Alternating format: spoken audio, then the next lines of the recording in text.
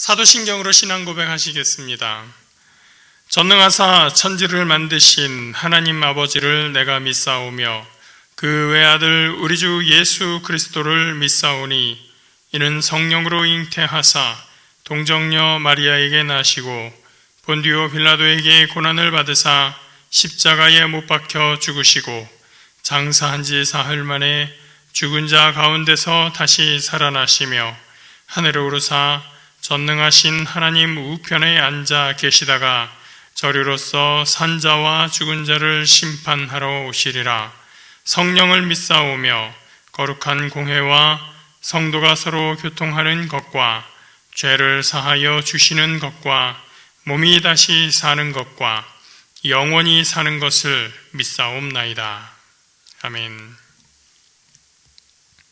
오늘 함께 보실 말씀 신명기 24장 14절부터 18절까지 말씀입니다. 구약성경 299페이지에 있습니다. 신명기 24장 14절부터 18절까지 말씀입니다. 신명기 24장 14절부터 18절입니다. 곤궁하고 비난한 품꾼은 너희 형제든지 내 땅 성문 안에 우고하는 객이든지 그를 학대하지 말며 그 품삯을 당일에 주고 해진 후까지 미루지 말라. 이는 그가 가난함으로 그 품삯을 간절히 바람이라. 그가 너를 야훼께 호소하지 않게 하라. 그렇지 않으면 그것이 내게 죄가 될 것임이라. 아버지는 그 자식들로 말미암아 죽임을 당하지 않을 것이요 자식들은 그 아버지로 말미암아 죽임을 당하지 않을 것이니 각 사람은 자기 죄로 말미암아 죽임을 당할 것이니라. 너는 객이나 고아의 송사를 억울하게 하지 말며 과부의 옷을 전당 잡지 말라.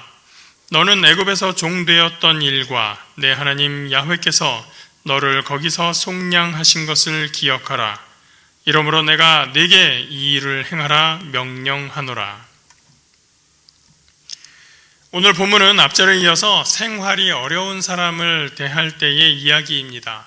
14절은 특별히 품꾼에 대해서 이야기해주고 있습니다. 품꾼이라는 것은 보통 짧은 기간 동안 고용되어서 일하고 그날의 품삯을 받는 사람입니다. 꼭 그날이 아니라 짧게는 며칠 또 몇 주 정도 그렇게 기간을 두고 그 품삯을 받을 수 있겠죠. 고용이 될 수 있겠죠. 14절에서는 일단 품꾼으로 일하는 두 부류의 사람들에 대해서 말하는데 너희 형제가 되는 사람들과 또 너희와 함께 너희 마을에 살고 있는 객입니다. 성문 안에 우거하는 객으로 이야기하죠. 형제로 나온 사람들은 앞에서도 말씀드렸지만 혈연 관계가 아니라 그 마을에 함께 살아가는 사람들, 좀 더 넓은 의미로는 이스라엘 백성 중에 한 사람을 말하는 것이고, 객이라고 하면 여러 가지 이유로 인해서 그 마을에 이방인으로서 들어와서 머물고 있는 사람입니다. 성경은 이스라엘 백성들이 이 둘 사이를 구별하고 차별하려는 시각을 가지고 와서 차별을 두지 말라라는 말을 먼저 하고 있습니다. 그리고 그중 한 사람이 가난해서 남의 집에 품꾼으로 들어가서 일해야 될 때 그를 학대하지 말라고 이야기합니다. 인권의식이라는 것이 거의 없을 시대에 성경이 이렇게 궁핍하고 낮은 신분의 사람들에 대해서 존중을 표하도록 계명을 주었다는 것을 볼 때마다 참으로 신기하다는 생각이 듭니다. 옛날 이야기를 다루는 영화나 드라마를 보면 동서양을 막론하고 사회에서 무시당하고 인간 취급받지 못하는 종이나 떠돌이나 일꾼들의 이야기가 많이 나옵니다.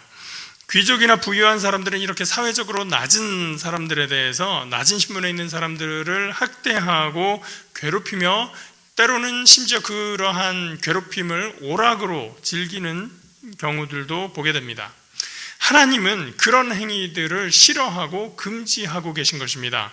뿐만 아니라 그들에 대한 정당한 대가를 지불하되 그 시기를 지연하지 말도록 말씀하십니다. 15절입니다. 그 품삯을 당일에 주고 해 진 후까지 미루지 말라. 이는 그가 가난함으로 그 품삯을 간절히 바람이라.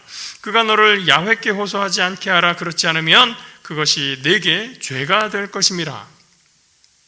사실 오늘날 개인 사업자 입장에서 매일 알바생의 품삯을 지급하라라고 한다면 굉장히 힘들고 불편해질 것입니다. 왜냐하면 직원의 확보라는 부분에서 불안해지게 되는 것입니다. 언제 그만둘지, 알바생이 그만둘지 알 수 없기 때문이죠. 최소한 주급이나 일반적인 방식으로 월급으로 주는 방식은 돼야 그래도 이 직원이 한 달은 일하겠구나라는 생각을 할 수가 있어요. 그럼에도 불구하고 조금만 일하다가 중간에 그만두겠다고 하는 알바생들이 많이 있다는 그런 얘기도 듣게 됩니다. 분명히 본문의 상황은 오늘과 같이 편의점의 알바 수준을 이야기하는 것은 아닙니다. 그렇기 때문에 그대로 이 말씀을 오늘의 상황에 적용할 수는 없는 것이지만요, 그러나 성경은 사람에게 필요한 것이 무엇인지를 말해주고 있는 것입니다.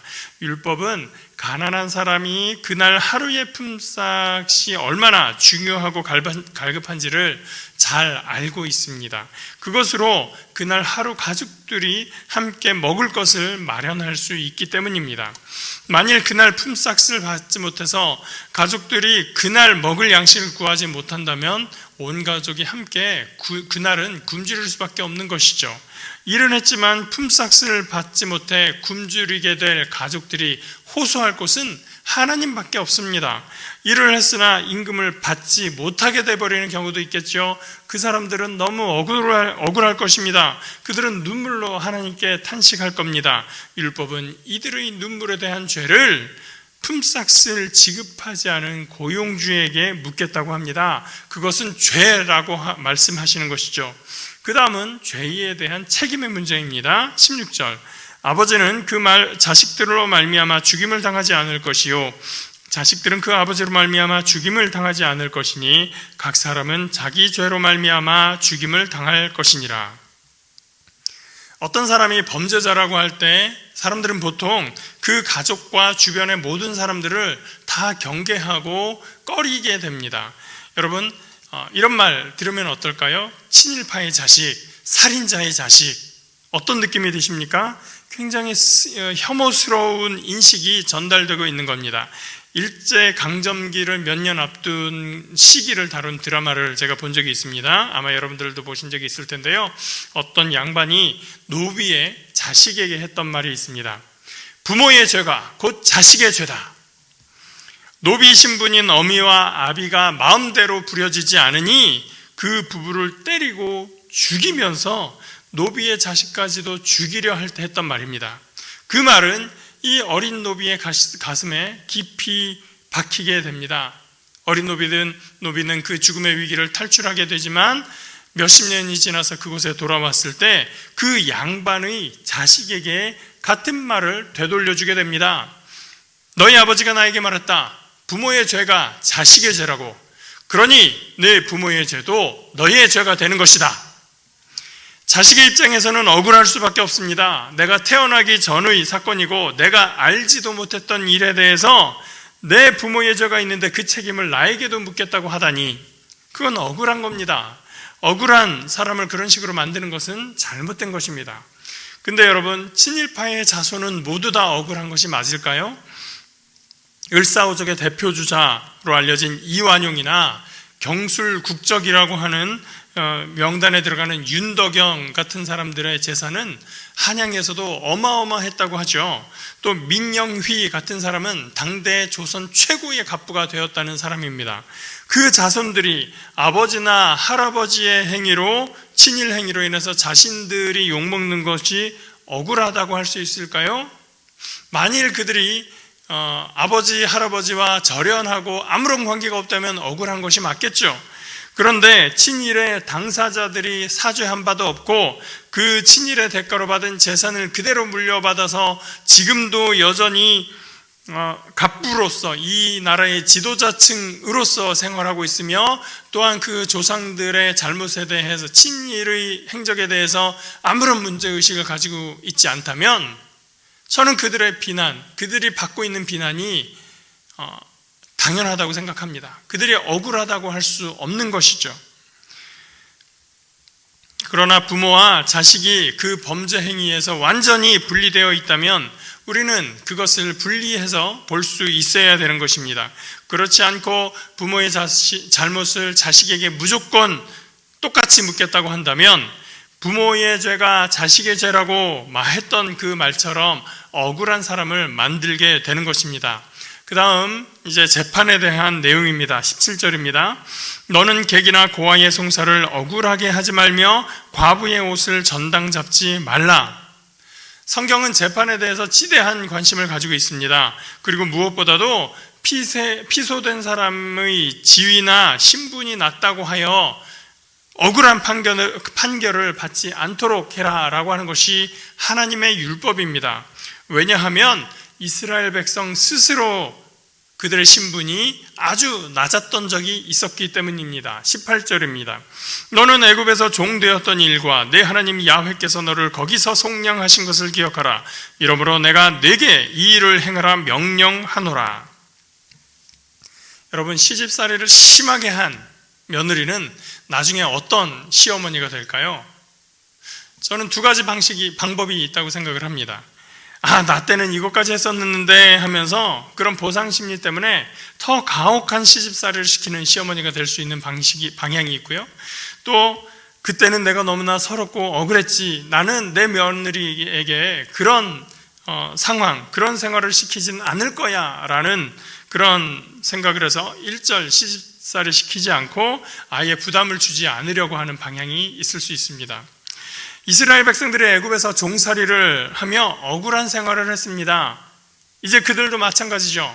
종로에서 뺨 맞고 한강에서 눈 흘긴다고 하는 것처럼 가나안 땅에서 얻게 된 종들을 마음대로 부리면서 나도 그때 억울했으니 너도 좀 이 정도는 당해봐라 라고 할 수도 있고, 아니면 내가 종이었을 때 억울하니 참으로 안 좋구나, 그래서 나는 그런 주인이 되지 않겠다라고 하며 살아갈 수도 있습니다.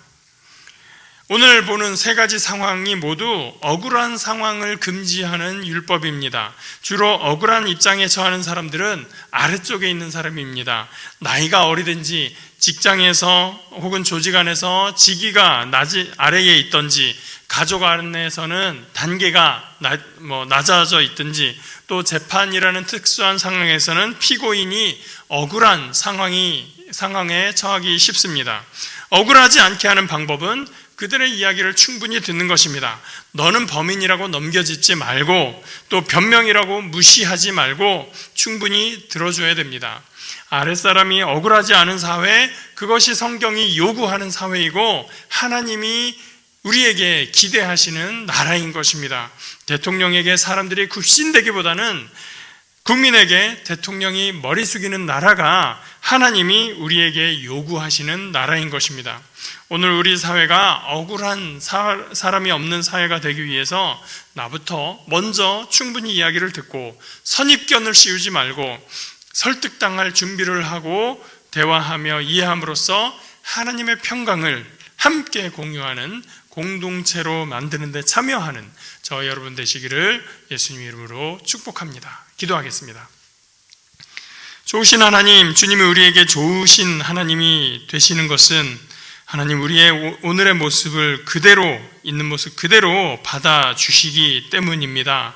하나님, 그렇다면 우리도 세상을 향해서 나의 선입견이나 나의 판단을 앞세우지 않고 이해하고 대화하고 그리고 설득당할 준비를 하며 그래서 억울한 사람을 만들지 않는 그런 사회, 그런 공동체를 만들어갈 수 있도록 인도하여 주시옵소서.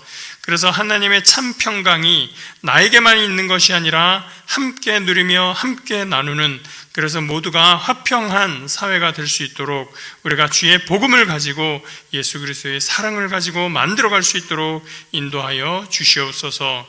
함께 하시는 주님께 감사드리며 예수 그리스도의 이름으로 기도합니다. 아멘. 하늘에 계신 우리 아버지여, 이름이 거룩히 여김을 받으시오며 나라가 임하시오며 뜻이 하늘에서 이루어진 것 같이 땅에서도 이루어지이다. 오늘 우리에게 일용할 양식을 주시옵고 우리가 우리에게 죄 지은 자를 사하여 준 것 같이 우리 죄를 사하여 주시옵고 우리를 시험에 들게 하지 마시옵고 다만 악에서 구하시옵소서. 나라와 권세와 영광이 아버지께 영원히 있사옵나이다. 아멘.